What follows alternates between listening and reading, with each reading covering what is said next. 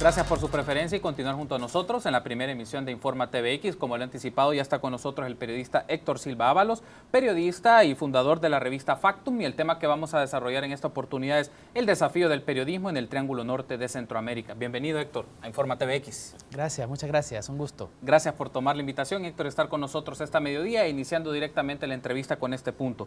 ¿Qué significa ejercer el periodismo en el Triángulo Norte de Centroamérica, considerando algunos aspectos, Héctor? Por lo menos, según datos que tenemos de agencias policiales, en el caso de El Salvador, Guatemala y Honduras, se sumaron más de 17,000 homicidios para el año 2015. También hablamos de un escenario, una zona en donde hay infiltración del crimen organizado en diversos niveles e instituciones del Estado. Con esas características, ¿qué implica ejercer el periodismo en estos países? Pues un reto evidentemente, lo acabas de mencionar, es la región más violenta del mundo, o la región más violenta del mundo que no está en una situación de guerra abierta, como puede ser en Medio Oriente, ¿no? Los tres países, algunos de los tres países llevan, o los tres, llevamos 5 años al menos en las listas de los países más violentos del mundo. En ese escenario se ejerce el periodismo, ¿no? A ese escenario de violencia añadirle décadas de sometimiento de la prensa en general a los designios del poder, ¿no? de las élites, digamos, económicas, políticas, en los tres países, cosa que no es exclusiva del Triángulo Norte, pero que también es algo de lo que hay que hablar cuando se habla de esto, ¿no? Y el otro elemento que tú mencionaste, que es precisamente la infiltración del crimen organizado en el Estado y la corrupción, ¿no? La corrupción y la impunidad. ¿Qué significa? Significa, primero, tener una vocación tremenda, tener un sentido de país.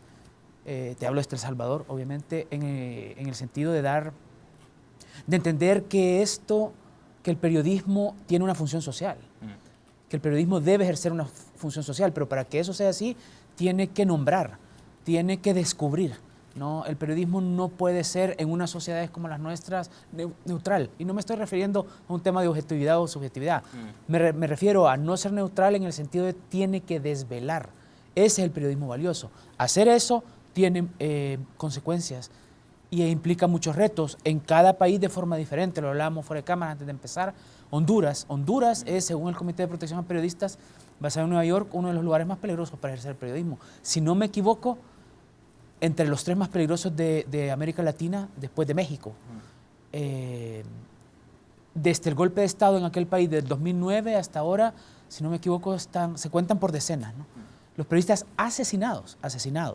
Es decir, a quienes le violentaron su principal derecho, el derecho a la vida. Y generalmente, en el caso de Honduras, los asesinos están en las entrañas del Estado, ¿no? Son agentes del Estado. Lo que pasa es que eso no se investiga. Y en el caso de Guatemala también ha ocurrido eso. Yo recién estuve en Guatemala hace un par de semanas, hace un mes, hablando con colegas. Bueno, ahí además Guatemala es un país grande, que como El Salvador y Honduras son países centralistas, ¿no? Todo ocurre en la capital. Entonces, ejercer el periodismo en el interior, en Guatemala, en zonas remotas, en la frontera con México, donde hay mucha actividad de narcotráfico, por ejemplo, es muy peligroso. En el caso de El Salvador no estamos ahí, creo yo, aunque sí ha habido casos de periodistas asesinados. El caso del colega de Radio Victoria en Cabañas. Pero hay otro tipo de retos, ¿no? Otro tipo de riesgos. Por ejemplo, hablando con colegas de medios que han descubierto investigaciones sobre, por ejemplo, ejecuciones extrajudiciales de parte de la policía o de la fuerza pública, digamos. Se han visto sometidos a acoso, ¿no? Seguimientos, intentos de escuchas de sus teléfonos. Y ojo, si el fiscal general de la República ha dicho en El Salvador que él ha detectado que han intentado someter a escuchas telefónicas al fiscal general, es absolutamente verosímil pensar que a un periodista no pueden hacer eso, ¿no? Entonces, ese es el escenario. Y te añadiría una última, por experiencia propia en la actualidad, el acoso judicial, ¿no? O el uso del sistema judicial a través de demandas, el mal uso más bien, de demandas para intentar intimidar a periodistas, enfrentar demandas ante el sistema judicial de estos países que son altamente permeados y altamente corruptos, es muy difícil. En Centroamérica, o particularmente, Héctor, en el Triángulo Norte de Centroamérica, podríamos señalar 3 ejemplos nada más para plantear la labor del periodismo ante situaciones que reflejan intereses muy marcados que están vinculados a corrupción, a narcotráfico y también aprovecharse de la cosa pública. Por ejemplo, en el caso de Guatemala, la línea en Guatemala y la exposición que hicieron diversos medios de comunicación. En el caso de Honduras, el narcotráfico como ha permeado e infiltrado la policía, ¿no? Que tuvo que llegar una publicación del New York Times en edición español para posicionar este tema. Y por último, la corrupción de expresidentes en El Salvador. Solo ahí tenemos 3 tópicos que nos muestran esta vinculación entre corrupción, nos habla también un poco de cómo se ha ido cooptando la administración pública por intereses muy particulares, pero en este escenario el ejercicio de periodismo es adverso, pero también pone en riesgo también, o le pone presión para posicionar estos temas en la discusión pública, que la gente sepa lo que está ocurriendo en estos entresijos de las instancias públicas. Por supuesto, claro que sí. Yo retomo las palabras de colega y muy querido amigo Oscar Martínez del Faro, que acaba de, la semana pasada, la Universidad de Columbia le dio el María Moores Cabot. Él dice, lo dijo en su discurso en Columbia y lo ha dicho en otras ocasiones, dice, el objetivo del periodismo de profundidad, del periodismo de investigación debe de ser hacerle más difícil su labor al corrupto, desvelando eso, ¿no?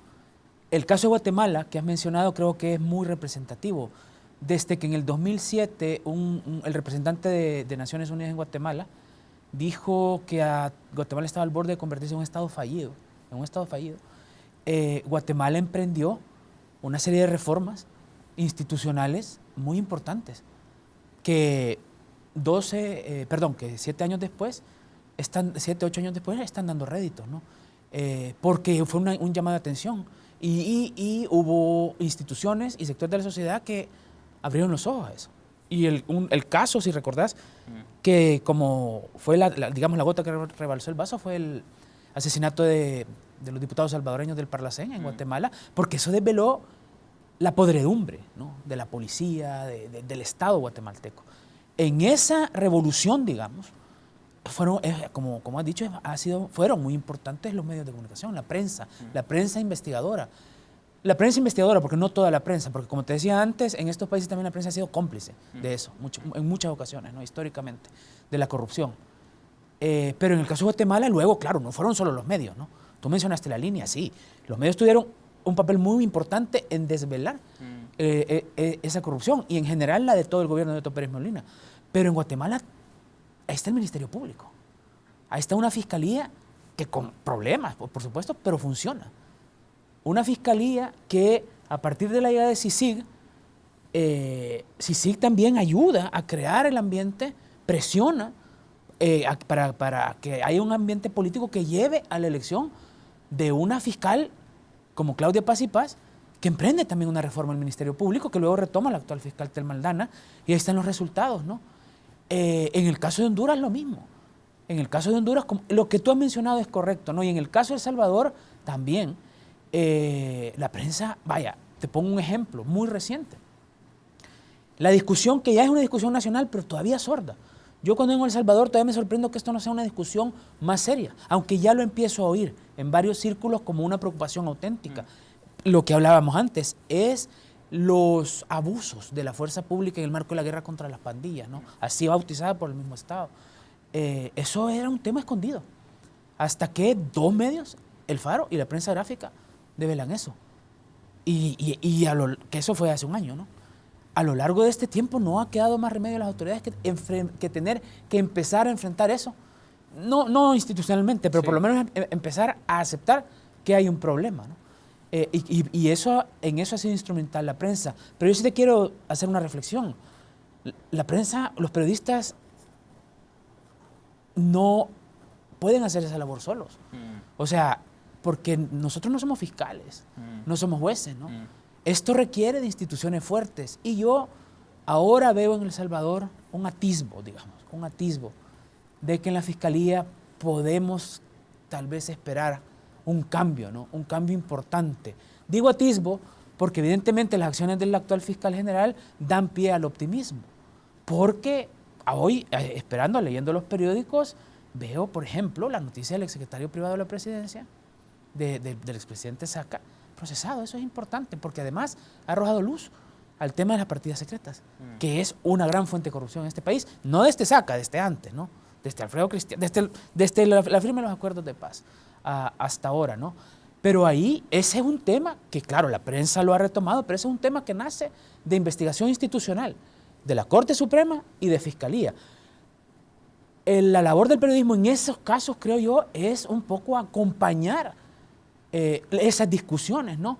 Porque desde el Estado, desde los partidos políticos, dependiendo quién sea el procesado o el investigado, oís todo este tipo de despropósitos y de sandeces que son complots, ataques políticos, cosas orquestadas. Creo que la prensa en ese caso, el papel debería de ser, bueno, discutir eso, ¿no? Y la valía de esas investigaciones y cómo es necesaria esa reforma. Y en el caso, por ejemplo, de investigaciones del tema de seguridad, y tú has mencionado uno relevante, los abusos de las autoridades, en este caso de la Policía Nacional Civil, Fuerza Armada, hacia grupos. ¿Qué pasa, por ejemplo, en esta relación con fuentes? No solo el hecho de que el periodista se proteja o en condiciones que pueda tener protección para hacer su tarea, pero también las fuentes exponen, en este caso, personas que pueden dar información de lo que pasa y pueden ser considerados como presuntos pandilleros o como presuntos delincuentes, pero también se ponen en riesgo, ¿no? El hecho de también cómo manejar esta situación del tratamiento de la fuente de la información que tenemos para el caso de investigación de seguridad. Ya lo hemos hablado un poco del carácter judicial e institucional, pero en el campo de la seguridad creo que también resulta un tema clave. Sí, por supuesto, y tú comenzabas la conversación diciendo retos del periodismo, y yo hablaba de los retos externos, pero hay muchos retos internos, empezando por el profesionalismo de nosotros los periodistas, y una parte fundamental es el tema del que estás tocando, el manejo de las fuentes. Esa información, mira, colegas cercanos en Factum, estamos trabajando, no solo en Factum, sé que hay varios colegas trabajando este tema, ¿no? Porque en este tema, específicamente el tema del abuso de fuerza, hay muchísima hipocresía, ¿no?, de parte del Estado, porque ves diputados rasgándose las vestiduras, defendiendo acciones de fuerza, diputados no solo del partido en el gobierno, ¿no?, sino cuando paralelamente ellos, esos mismos partidos y esos mismos diputados que vos escuchás rasgándose las vestiduras, hablan con las pandillas, negocian votos, negocian con ellos, hacen tratos políticos con las pandillas, les dan interlocución política. Entonces, claro, como eso les conviene, pero obviamente no les conviene que sea público, su discurso va por el otro lado, fuerza, la población honrada. Claro, entonces se crea esta visión maniquea de que aquí hay buenos y malos, ¿no? Y que los buenos es lo que la clase política dice y los malos, y esto permea en la ciudadanía, ¿no?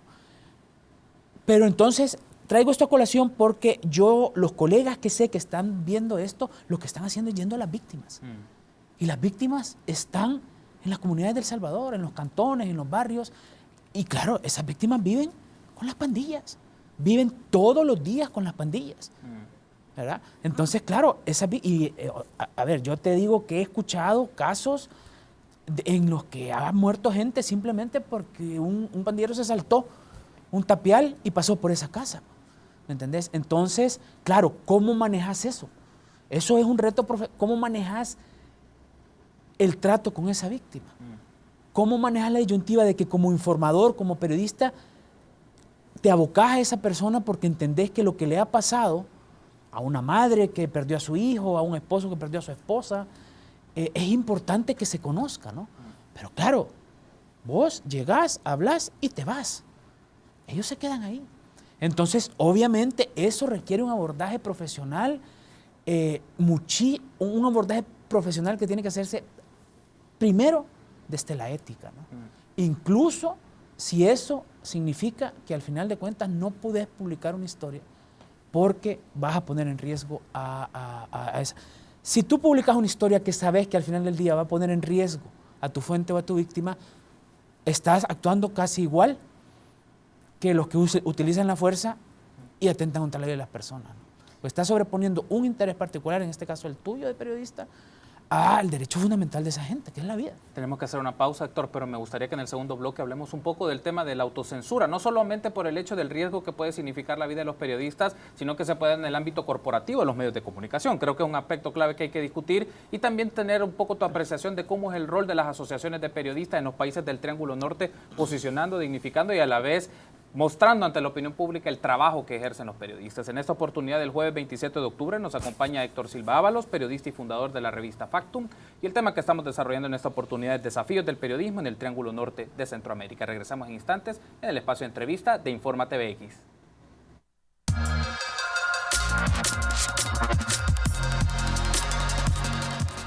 Gracias por su preferencia y continuar junto a nosotros en el espacio de entrevista de Informa TVX. En esta mediodía del jueves 27 de octubre nos acompaña Héctor Silva Ábalos, periodista y fundador de la revista Factum, y el tema que estamos desarrollando en esta oportunidad: cuáles son los desafíos, los retos que enfrenta el periodismo de investigación en el Triángulo Norte de Centroamérica. Retomando entonces la entrevista, Héctor, creo que hay un aspecto relevante. Mencionábamos en la primera parte cuáles son los factores de carácter exógenos que influyen en el ejercicio del periodismo de investigación, pero también hay otros elementos de carácter endógenos, internos. Uno de estos era el manejo y el tratamiento de las fuentes de carácter profesional y ética, pero otro es una relación tensa que existe entre los intereses corporativos con el interés de investigación, que tanto también se puede volver factible, rentable, el hecho de hacer periodismo de investigación que posicione temas en la agenda pública, pero a la vez que sea respaldado por medios de comunicación y que no trastoque intereses cuando toque o mencione nombres que no quieren que se mencionen.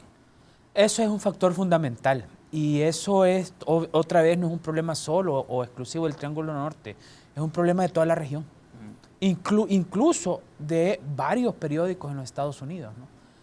Y en Europa. Porque yo creo que hay una crisis de la industria, ¿no? No estoy diciendo el oficio no está en crisis, de la industria de la prensa, ¿no? Porque hace mucho tiempo, creo yo, a los periódicos, a las grandes corporaciones de prensa, les dejó de importar el periodismo. Y pasaron a interesarse solamente por la ganancia. Y eso claro, ese interés, sumale en nuestros casos, empresas que generalmente son empresas familiares, algunos de familias muy honestas, pero donde priva el interés corporativo empresarial de ganancia de esas familias, de esos dueños, ¿no? Y el periodismo poco a poco se va convirtiendo en un bien secundario, si querés, cuando, entendiendo que lo que ese vehículo, que es el medio, esa empresa está proporcionando, es un servicio social, que debería entenderse así, como un producto en función social, eso no debería de ser así, ¿no? Entonces lo que tú empezás a ver es que se recortan redacciones, todo en aras de la ganancia, ¿no?, económica. Se recortan redacciones, y lo primero que se ve en las redacciones son unidades de investigación, o tenés... Y luego añadí todo el tema multimedia, que ojo, eso obviamente son las plataformas que hay. No estoy hablando que no tenga que ser así. Lo que pasa es que la respuesta inicial, desde hace 10 años a eso, en todos los medios, al menos del hemisferio occidental, fue a ese mismo periodista, para que nos salga más barato, que antes solo llevaba una grabadora, a ese mismo hoy le vamos a dar cámara de video, que tuitee, que postee en Facebook. Entonces, no, o sea, y además lo tiene que hacer. Tenés que entregarlo todo en media hora. Eso no admite profundidad alguna. Eso es un problema. Y a eso añadirle los intereses políticos, las visiones políticas. En este caso voy a hablar más de Honduras que de El Salvador. Durante el golpe, lo viste clarísimo, ¿no? Durante el golpe del 2009. La defensa al golpe de muchos medios, ¿no? Porque claro, los dueños de los medios eran enemigos políticos del presidente Zelaya. O sea, no estoy diciendo tampoco que el presidente Zelaya es el héroe de la historia, pero era evidente el posicionamiento editorial perfecto. Si te vas a posicionar editorialmente respecto a un hecho político, pero en aquel caso, es tu derecho, ¿no? Pero en aquel caso, lo que está transgrediendo era la fundación democrática de esa república. Entonces, claro, ¿eso qué implica para el periodista? Una palabra que mencionaste vos: autocensura. El periodista entonces sabe que trabaja en un cuadrilátero marcado por, además de lo que ya hablamos, ¿no? Lo que tú muy bien mencionaste, las condiciones exógenas o las condiciones propias de su conocimiento y el uso de su herramienta del oficio. La otra esquina la otra línea del cuadrilátero es el interés del medio, que suele ser la más poderosa, ¿no? Entonces ahí lo que tenés es eso. Tenés un problema de autocensura que también ha sido muy nefasta, ¿no?, para el periodismo en general. Repito, no es una cosa exclusiva de nuestro país o de nuestra región, pero claro, aquí añadí que ese cuadrilátero es muchísimo más tenso, ¿no? Porque todo el tema corporativo se une al tema de violencia y, ojo, todo eso se termina juntando, perdón, en un cóctel que es muy peligroso, porque pedirle voz a un reportero que vaya a tratar de hablar con una víctima a un sector peligroso, en el caso de El Salvador, dominado por pandillas, por ejemplo, ¿qué garantías tiene?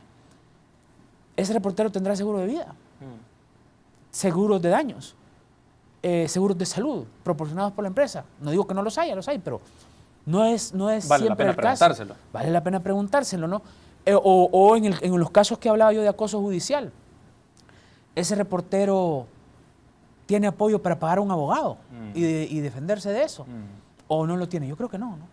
Entonces, claro, todo eso, bueno, sí, está bien, yo entiendo, hay función social, mi oficio es importante, pero yo tengo también mis limitaciones. Héctor, ¿qué pensás respecto? Han surgido como nuevos mecanismos para hacer sostenible el periodismo de investigación. Algunos medios han optado por el crowdfunding o tratar de obtener fondos y plata a través de sus lectores. Otros se han establecido asocios con organizaciones internacionales, fundaciones internacionales para que les patrocinen. En esto puede ser una garantía, una manera de desarrollar un periodismo de investigación, en el caso que tú mencionas, no neutral en el sentido de posicionar temas de la realidad de nuestro país y cierto enfoque. ¿Consideras que estas son ahora las maneras en las cuales se puede propiciar el periodismo de investigación, partiendo de la idea que en algunas redacciones, en el caso de televisión o en el caso de radio, las limitaciones son más marcadas por el énfasis comercial? Así es. Bueno, de hecho, eso es lo que está ocurriendo. En Centroamérica eso es muy visible, ¿no? Y nuevamente, aquí sí podemos hablar del Triángulo Norte. Hace 18 años empezó el Faro con esto, ¿no?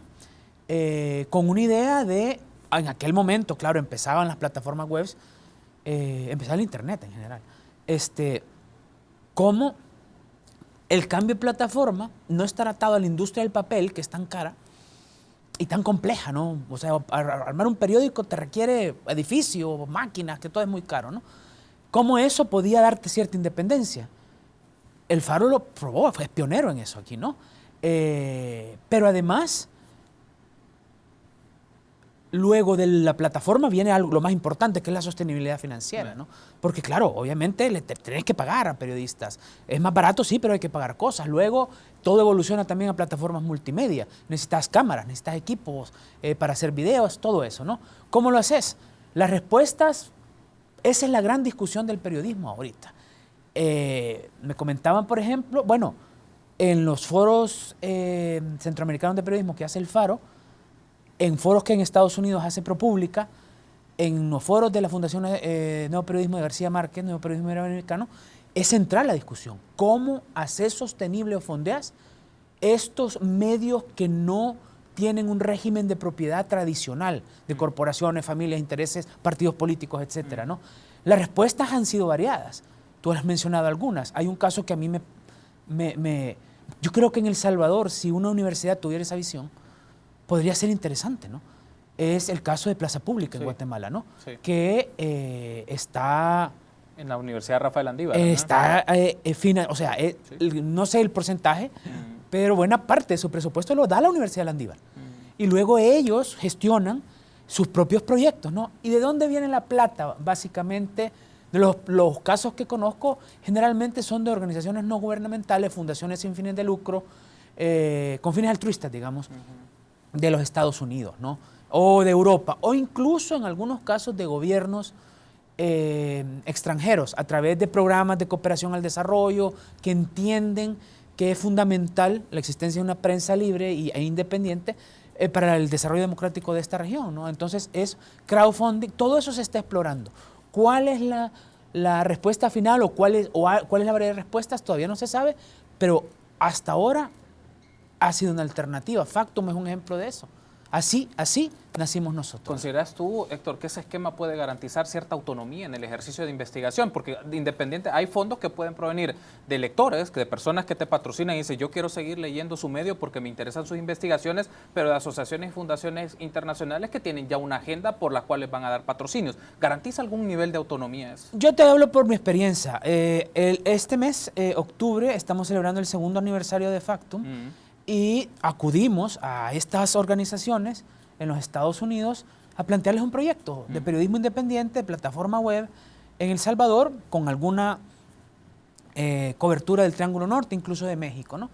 Y mi experiencia, que es muy parecida a la de otros colegas, por lo que esta es una conversación que tenemos entre nosotros, ¿no? Es que no implica el hecho de recibir fondos de organizaciones o fundaciones que obviamente tienen sus propias agendas. A mí, en Factum, no me ha implicado ninguna presión o ninguna influencia editorial, ¿no? Las líneas editoriales, en nuestro caso, las ponemos nosotros, los periodistas que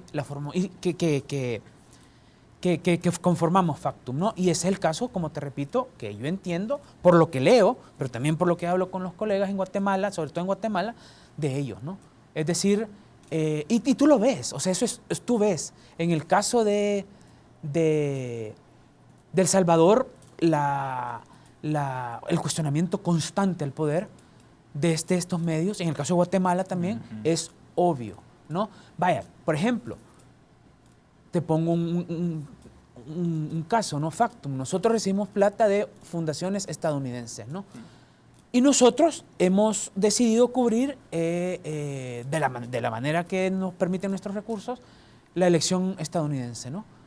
Y las visiones de los candidatos estadounidenses respecto a Centroamérica, al país, etcétera. Y hacemos una cobertura bastante crítica, cuestionando incluso el sistema estadounidense, al sistema político estadounidense, a la forma bastante mezquina en el que algunas veces ven a estos países, ¿no? De una forma muy utilitaria.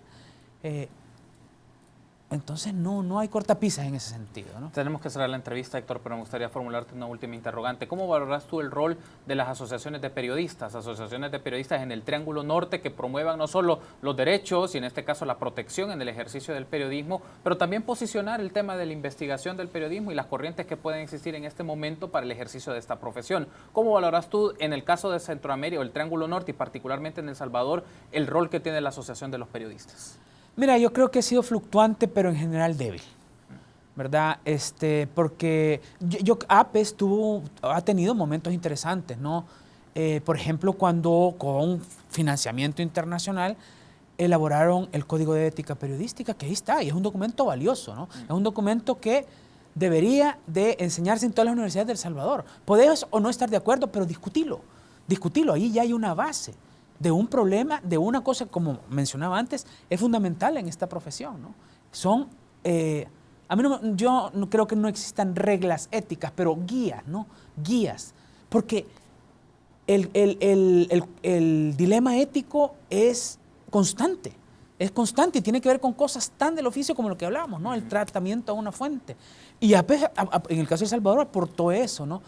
Esta APES, la actual, por ejemplo, desde sus recursos limitados, se aboca al gremio, a los periodistas, para documentar casos de violaciones de derechos de los periodistas y los reporta al Comité de Protección de Periodistas en Nueva York, ¿no? Eso es valioso, pero en general es débil. O sea, yo sí creo que es necesaria una observaduría más vital, digamos, en el Triángulo Norte por la situación de la que comenzamos a hablar. Pero ojo, ¿quiénes son la Asociación de Periodistas? Al final son colegas que deciden dedicar tiempo a eso a cambio de casi nada, ¿no? Yo creo que hay otras instituciones, no del Estado, instituciones de la sociedad que podrían asumir un rol más activo en eso. Por ejemplo, la academia.